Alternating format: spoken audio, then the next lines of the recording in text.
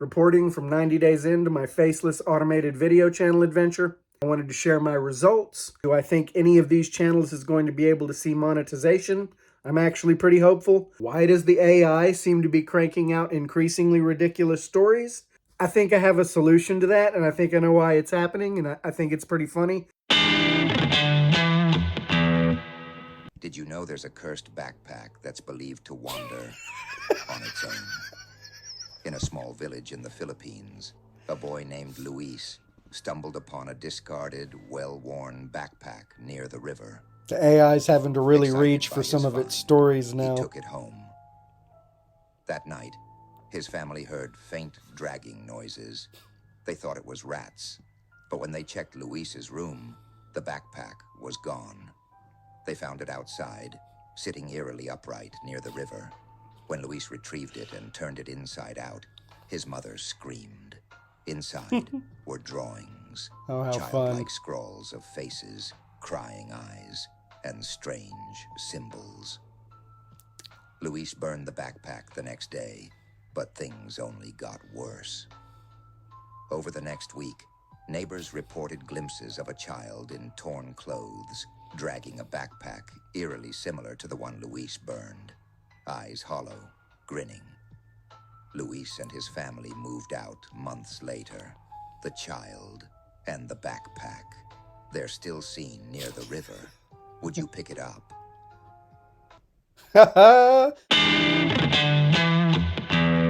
So let's jump right under the hood and take a peek at what's going on. So if you want to follow along, go to vidwhz.ai. You can sign in with a link down in the description. You can give it a free try and make up to one video, I believe. But if you're familiar with what AI is doing when we're interacting with it, there's something called a context window. And there's kind of a problem at the heart of programming AI that goes a little something like, if the context window is too thin, sometimes it can't focus, or it just doesn't have enough data to put together a comprehensive set of responses. So you expand the context window, right? Which expands the amount of data it can hold. You can think of the context window almost like you would think of RAM. Well, the context window is what this particular video generating AI is using to not repeat itself. So when I tell it that I want it to tell ghost stories or true crime stories, as it begins to tell different stories, it would be a problem if the context window is too small, where it would repeat itself a lot. So let's say like the most popular examples, Jeffrey Dahmer, Richard Ramirez, Loch Ness Monster, those kind of, monster story type things, it's going to repeat them a lot. It's going to become very repetitive. But if you make the context window too big, you end up with an entirely different problem, and that is it seems to lose its direction, and it seems to lose context, and then it starts piecing together things in a rather, dare I say, Mad Libs kind of way. So the creative way that I plan to use this maybe is to just let it run. I'm going to let this particular series run and see if it gets increasingly ridiculous. The little backpack story I thought was hilarious. I don't know about you guys. I think that sometimes things like that can be hilarious, and I could totally rebrand a channel that's just about silly, ridiculous horror stories that people think are going to be serious, but then kind of make them chuckle. But anyway, so that's just one idea on how I might creatively use that. Now let's discuss the animations that are built into this and what I'm seeing in the growth of my channels overall. So let's go over to YouTube, and let me switch over to Fright Club, which now has 213 subscribers. Now, honestly, standalone, it's still going to be a fight. When you look at my stats, I'm nowhere near monetization, guys. The amount of views that I'm getting per month and, the total duration is just nowhere near the pocket I need to be. For shorts, I am almost halfway when it comes to just monetizing shorts for the subscribers, but let's face it, there's no way I'm ever going to get to 3 million views. It's not a reality.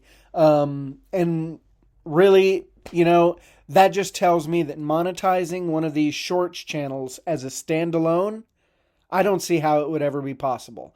Maybe one of you guys out there has been lucky enough to have it happen, but I don't see it happening to what I'm doing right here. So where am I going with this? Well, I monetized this channel, and this is a boring software tutorial channel, and it really wasn't that hard to monetize. So I'm going to be doing widescreen format. Widescreen only requires 4,000 public watch hours, which is so much more easily attainable and realistic than 10 million public shorts views. And now for a little TikTok update. So I'm up to 850 followers, but I'm really not thinking this can be monetized, and who knows if we're going to lose TikTok anyway, so I'm going to let these channels stay. I've got Fright Club going, and I've still got the time-traveling space midget, but let me cut over to Studio real quick. 850 followers, I need 10,000, and then video views in the last 28 days, because you have a 30-day time window with TikTok instead of the 90 days like YouTube gives you, and my views are down. I used to have 25K views, and now I'm down to 15.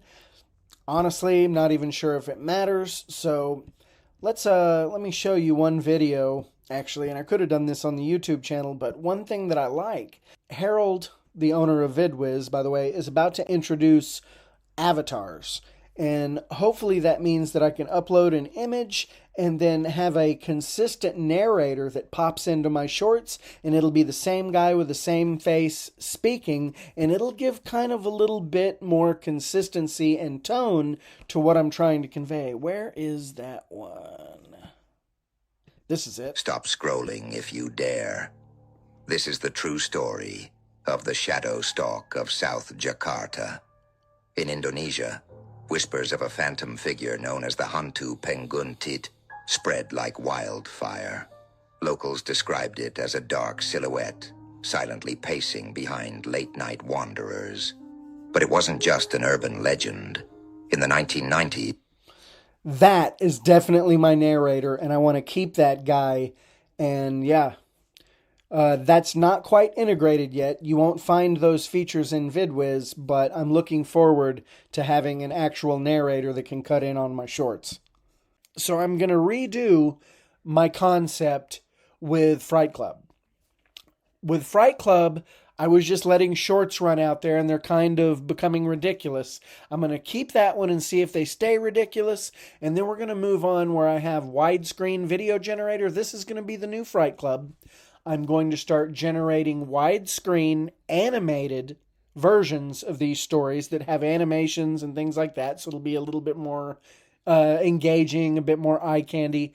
And I'm kind of committed to making these good. I want them to be so good that when I sit down and watch them, I actually enjoy them, which means I'm not going to be doing one a week. I'm going to try to compile, 10 solid 10-minute videos that I think are really good, put them out there, and then I'm going to use that tool that I showed you earlier this week in my other video, Taja, to chop them into shorts and blast them out to social media and try to gather a following.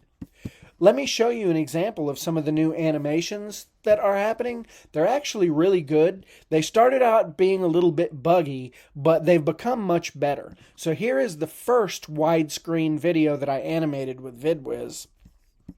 Check it out. You won't believe what lies behind the bolted door of room 6 at the Bluebell Inn. Picture this.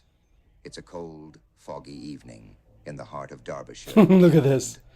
There's a guy walking backwards with his feet backwards. Of the Bluebell Inn. Oh, AI, I love thee. Against a gravel path, blending with the distant sound of a woodpecker tucked away somewhere in the forest. But he doesn't feel alone. Something about the air tonight feels heavy, like it's caught carrying whispers from centuries past.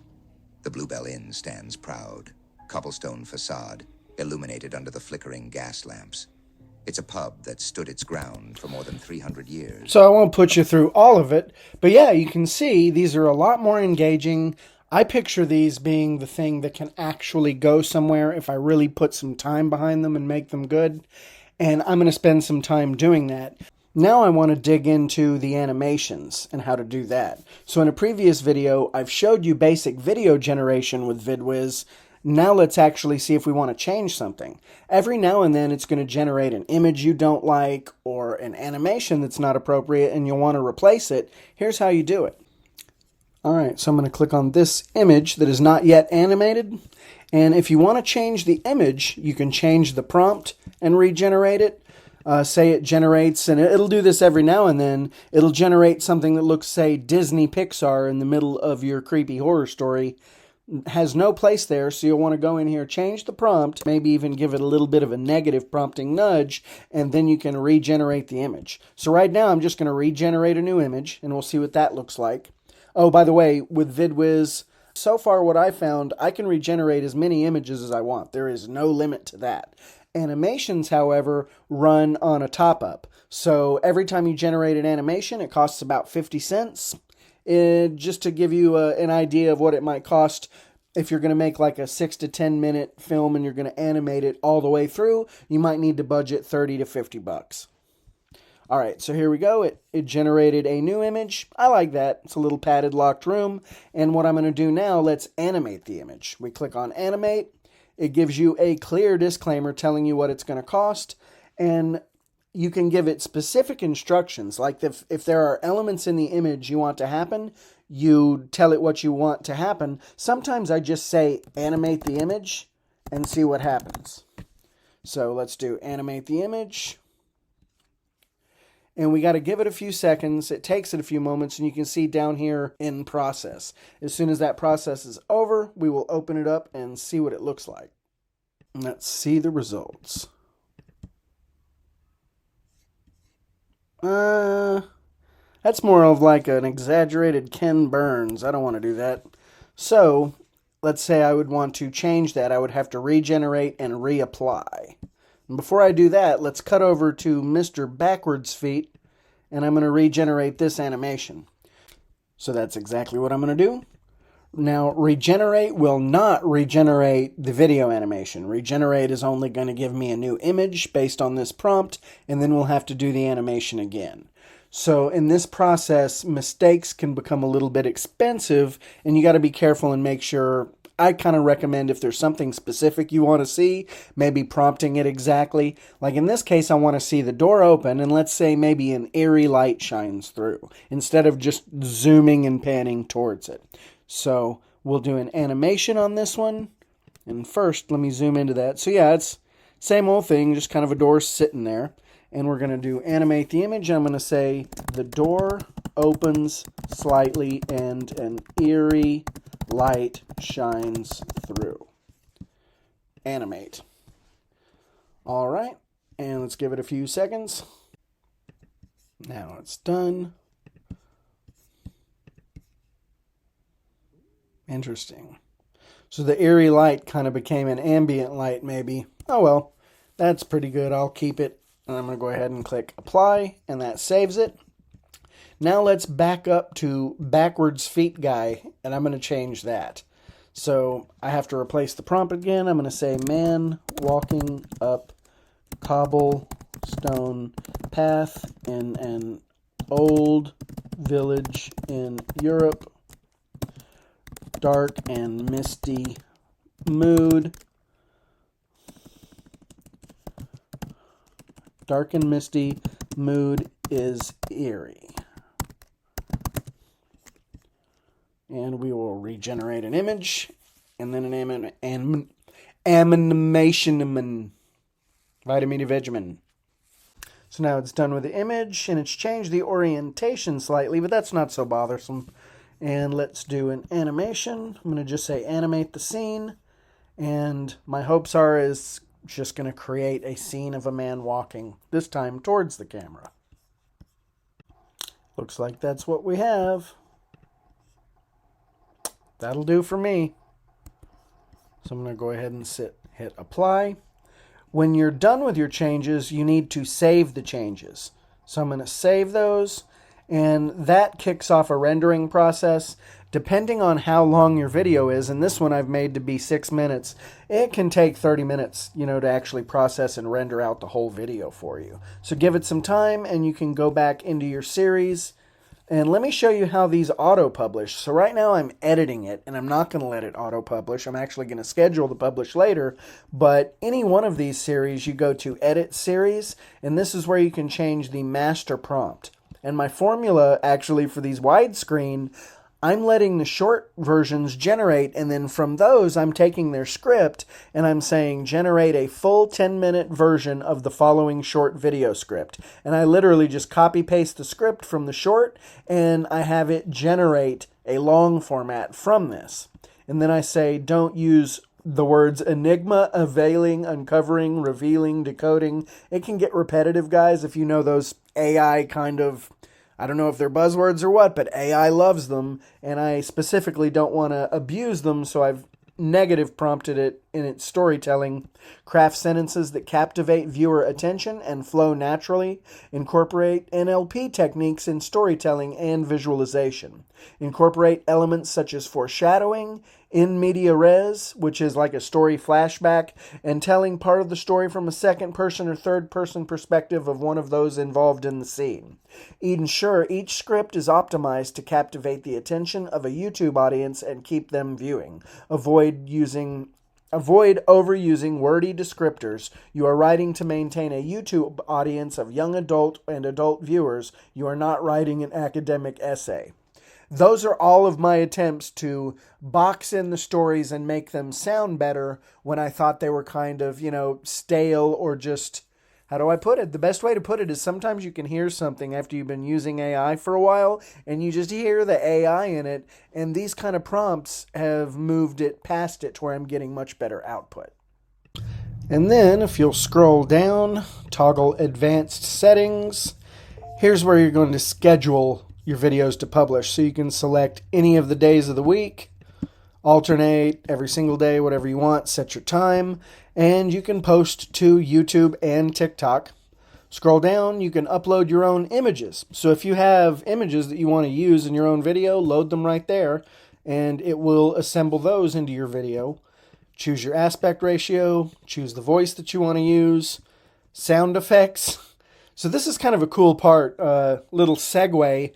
These two things right here came as a direct result of me asking the creator of the software for these features. And I'm telling you, these features were implemented within about 48 hours of me asking, and they're exactly what I wanted. Before the mute sound effects option was there, every part of the slideshow, when it would go to a new image, you would hear a swoosh noise. And it was really annoying. Okay, maybe in some contexts that's fine, but it really ruins the mood in a creepy story. Then we have show subtitles.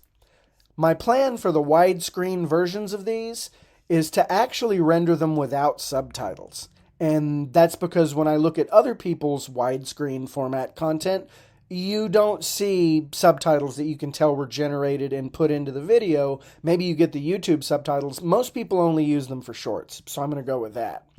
Then you have to choose your thumbnail. You have to set your video duration. So right here I've maxed out at 10 minutes, but you can set your video duration anywhere between 0 and 10 minutes.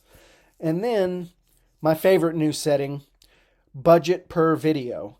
This is where if you leave it blank, it won't do animations. But if you put in a budget right here, this is going to animate automatically for you and choose random frames and automate. So once I get this going, if it works the way I want and I can, just kind of let it fly, I might set a budget per video at like $30 and let it just do the animations for me. Then you go to save and create video and it'll automatically process and create a new video. I don't want to do that because I'm going to go back and edit some of the ones I'm working on. But that's it. There's my 5 series that I'm producing right now. Each one could be connected to a different TikTok and YouTube.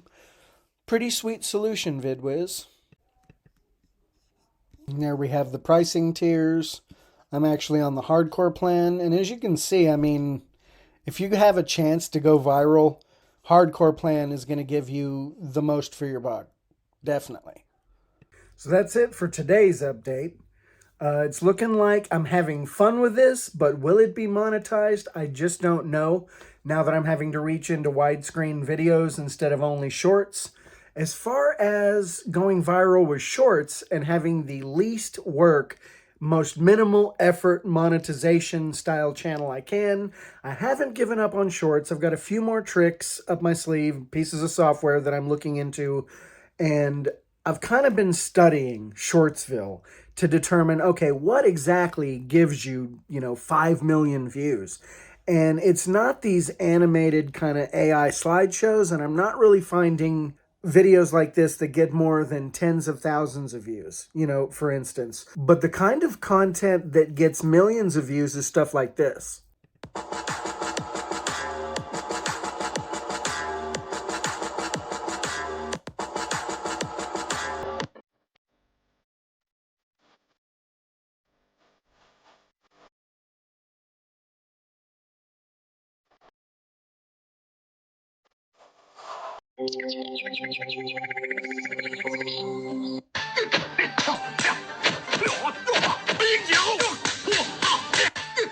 I'm going to investigate what shorts creators can crank out content like this, and I think I have some more experimentation to do.